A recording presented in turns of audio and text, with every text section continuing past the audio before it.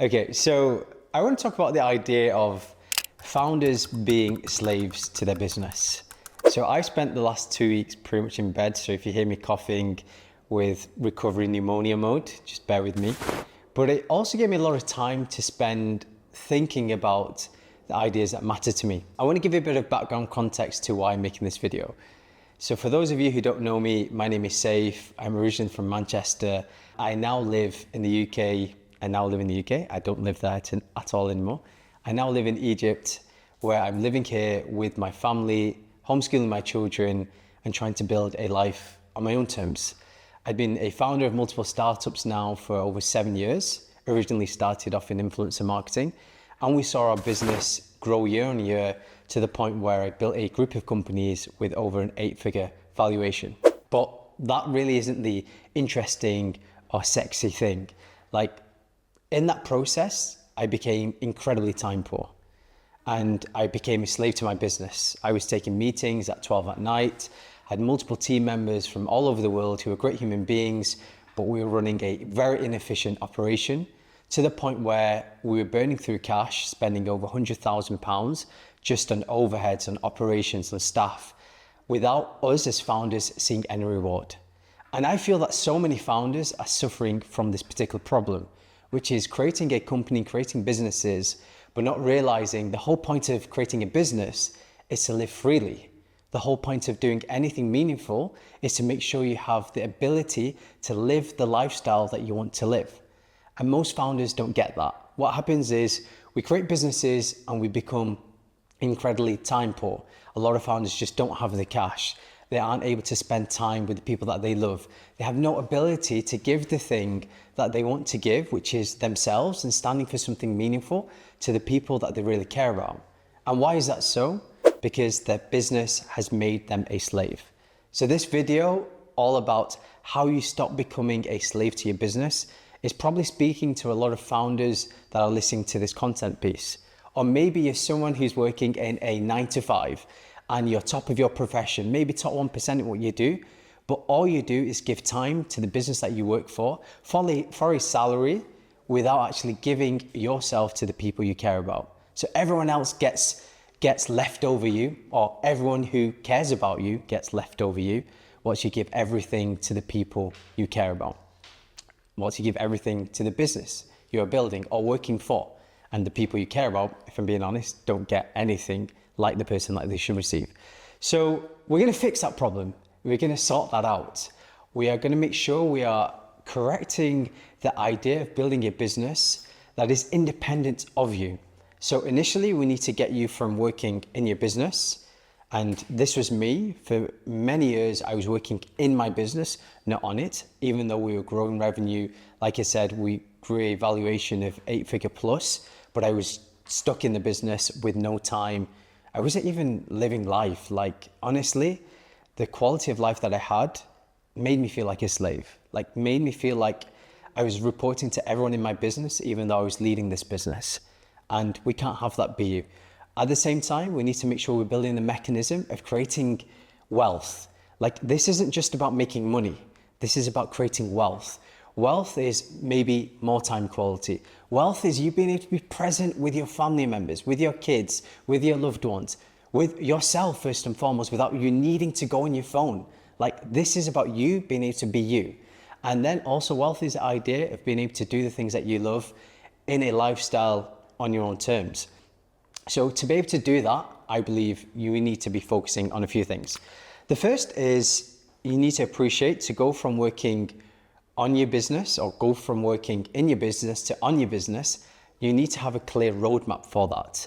So you need to become founder independent, not founder dependent. And the way that we do this is we need to focus on something that everyone's talking about on LinkedIn. I'm sure you're sick and tired of hearing about it.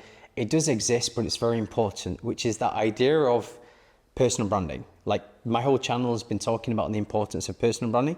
We're going to start with personal branding as the point of the beginning of your journey to freedom. Because I don't want you to be trapped. I don't want you to feel like you cannot be the person that you want to be.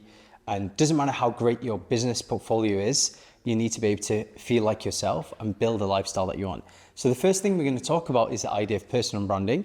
Personal branding really is an extension, a manifestation of your values, what you want to give to the world. It's you sharing with the world what makes you unique, talking about the skill set that has allowed you to get to this point, and you then teaching a group of people so they're able to appreciate from you how to do the particular thing that you are doing, but you're not now just serving a business that makes you feel trapped. You're benefiting a group of people that become your tribe, that you eventually sell a product to start becoming independent of the previous business that you made, start creating a business that allows you to make money with the idea of hopefully making money whilst you sleep. So we're going to start with personal branding as the beginning point for that. After we talk about personal branding, we are going to show you how you leverage personal branding to create a community. Your community is your tribe. These are going to be individuals that subscribe to the same values that you stand for, but also exclude a whole group of people that just don't see the world the way that you do. And this is really important. We don't care about getting everyone and anyone. We care about people who are able to appreciate what you stand for, so that they become your super fans, because we want to be able to speak to a specific group of people that align with the same values to the exclusion of others, because that creates the tribe mentality. And when you create a tribe mentality, you're able to create a unique bond that unites all of you as individuals for the same mission and vision that you then sell to. So the idea of personal branding needs to be able to create your community. You're probably hearing community, everyone talk about community, you need to build a community, blah, blah, blah. We are going to build a real community, a tribe, and these are your super fans. And if I'm being honest, I don't see personal branding, like everyone talks about personal branding as something very functional. I see personal branding as something that is your freedom formula. I call it the freedom formula. And for me, it helps you create a life that you love. So everyone sees it as a thing, you need to be building your personal branding, blah, blah, blah. Yeah, build your personal branding because it's going to make you super rich. No, the idea of building your personal brand is to remain authentic, remain you as a human being, and you're able to leverage that to create a life that you love through the idea of building your own freedom formula. Like, this isn't doing something for the sake of it, and 3, 6 months, 9 months, 1 year down the line, you're going to give up. No, we are going to commit to being authentic, so that even in a few years, you are still wanting to invest in this idea, because it's through staying committed to something, that you build something that you can leverage for your future self. And that's really important. I ain't in the business of doing something tactical, of doing something because it's trendy. We are doing something that endures. So we build a community as part of that process. Once we build that community, then we focus on the product that we're looking to sell, because you're leveraging your skills and turning it into an asset that other people can transact with. The best businesses, the best individuals are investors. And what does a great investor do? A great investor buys assets or trades assets. And for you, the biggest asset that you have is going to be your personal brand. It's going to be you building your community. It's going to be you selling a product, but we don't call it a product. We call it an asset, because an asset is something of value. It's a store of value that you're transacting. And when we have this mindset shift and we stop seeing it as something that's a commodity that we're just selling, and we see it as something that is an asset that's valuable, people will want to invest. So that's what we're going to be building, assets. We're going to be teaching people the importance of buying this asset from you so that they can themselves build other assets, understand how they can take this particular thing and then use it to build their own products or services, their own assets. From this, we then define the idea of freedom, because we are generating revenue away from you and your current business. And this freedom will allow you to do the things that you love to create a life on your own terms. Right, so why are founders slaves to the business? Because they haven't ever thought about detaching themselves from that particular business. What we've said now, that personal branding is the way to stop being a slave. So the first thing that we need to do is help you understand that personal branding isn't about you being on TikTok, on Instagram, on LinkedIn, on YouTube, on Twitch, having a blog, maybe even WhatsApp stories, maybe even Facebook at the same time. No, personal branding is about you identifying with one platform that you're already using. So you're already spending maybe an hour, 2 hours on this platform. So it might be WhatsApp, it might be Facebook. Pick one platform, and that's what we're going to do. For the first 3 months from this particular video, you're going to commit to just one platform that you're already spending time on. Why is that important? Because one, you are stop being distracted. You are not thinking about doing everything and anything. But the more important thing is you already understand the mechanics of that platform. So imagine your friends are probably telling you, you need to be on TikTok right now. You need to be on Instagram stories and making reels. You also need to be on LinkedIn because LinkedIn's so trendy right now and all the business decision makers are on there. But you've spent no time on those platforms. So how can you understand quickly enough what's going to work?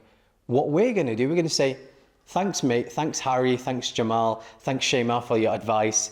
I understand these platforms, but I'm going to focus on WhatsApp stories because I already use that. And in the future, I'll come back to the things you've recommended. We're going to go with that platform you're already spending time on. So your personal brand step number 1 is pick the platform you're already spending time on and commit for 3 months without getting distracted. For 3 months, you're going to commit to creating content on that one platform.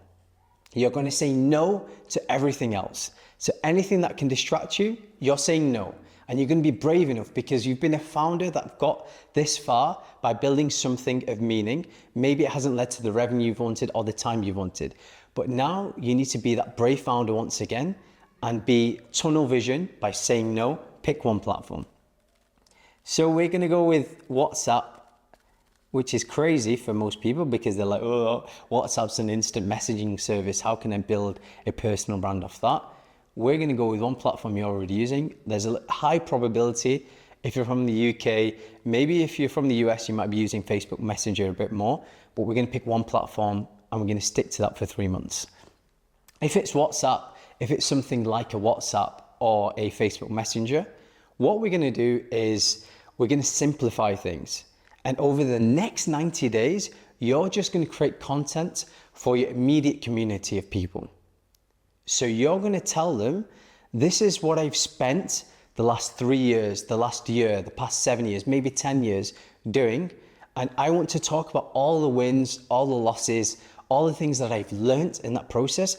And you're going to use that one channel to communicate it. So we've just said WhatsApp stories for your personal brand as an example. Every day, you're going to use WhatsApp stories, 5 different segments, so 5 different frames, to break down a concept,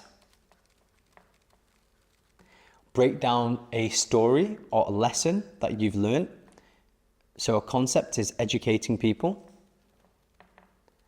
A story is inspiring people.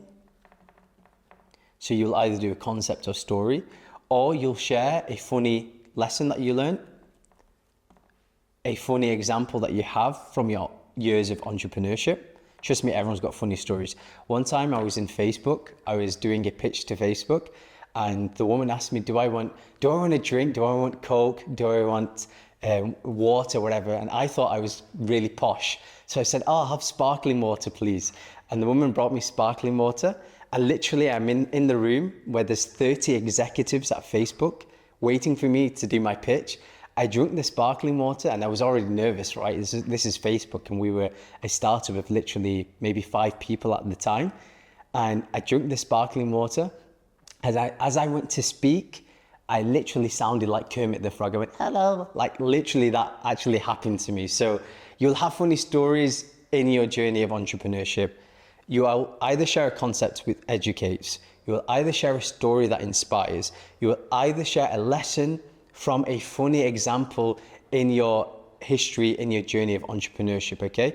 Or you will show people what you do, okay? And that's the final thing. You will show people, and when you show, you are sharing. Remember, because people aren't being told what you do, they are seeing what you do, and that's the best form of education, as well as getting people to understand and appreciate what you do. So you show and share, okay? When you show and share people, you build an affinity because people really trust you know what you're doing. And when they trust that you know what you're doing, that transfers a lot of sentiment and value. Okay, so imagine there are 7 days in the week. You don't have to imagine there's 7 days in the week. There are 7 days. In that 7 days, we are going to educate, we are going to inspire, we're going to entertain, and we're going to show and share. And the 5th day of the 7 days, because you don't have to post every day, we're going to make an ask. So we're going to ask people a question, or we're going to ask them to buy something from you, or we're going to ask them for feedback on your content. Okay? And because you've made people just benefit from your content, you've not made an ask before. Literally 90% of your content has been you just sharing value, which is building trust. And in that one ask, ideally you don't ask for a sale straight away. You're going to ask people to share their thoughts. And in the process of doing this, because you're doing 5 pieces of content in 7 days, and for 90 days, you're going to commit to this plan, what you are going to do is you're going to take people on a journey of sharing, of building a relationship with you, of appreciating what you stand for. And that's what great personal branding is. Personal branding is the idea of you taking people on a journey of growth.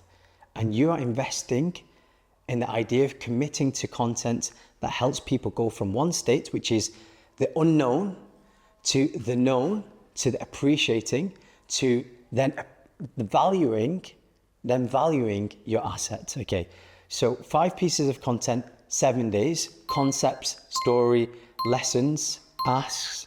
That's what it's going to do. 90 days towards the end, we're going to then design a landing page or a product, for example, a digital product where they will learn from a course that you've made.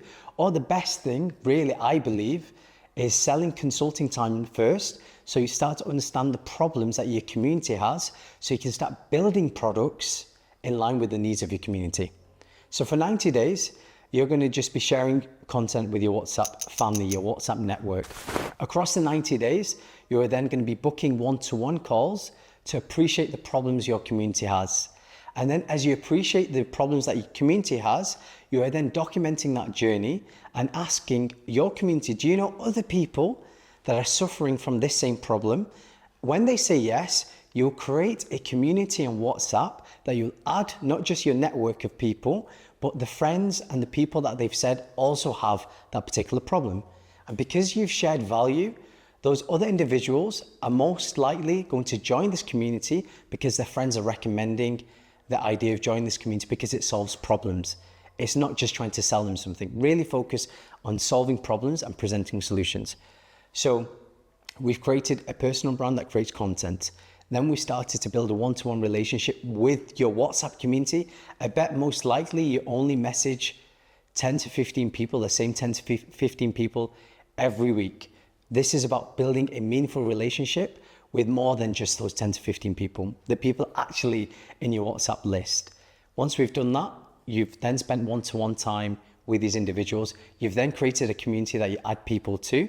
Once you've built this community, and because you've spent time asking these individuals what they need, you're going to serve them through responding to their requirements, sharing content in the community page on WhatsApp. Then you start to create the asset that they want. You start to create the thing that people are actually willing to pay money for. Initially, the one-to-one time, you might be giving for free. Then you'll start charging because you start to present solutions to the problems people have. Then you start to create, whether it's a digital course, or for example, you might do a 5-day masterclass, a sprint, where you teach people the thing that you have built your business off the back of. For example, you might be in accounting and finance. You might be helping founders understand how to manage their finance better so they can cut costs and make more money. And now you want to be independent of that business you've started to build.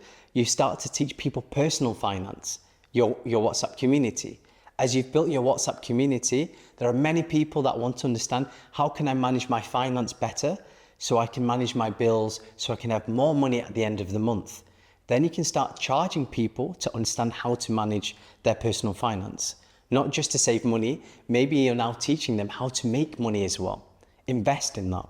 That's what your community is about. It was a founder-led community as an accountant, as a finance expert, and now you're helping people become financially proficient. What a great community. Lots of people need help to manage their finance better. And what have you done there?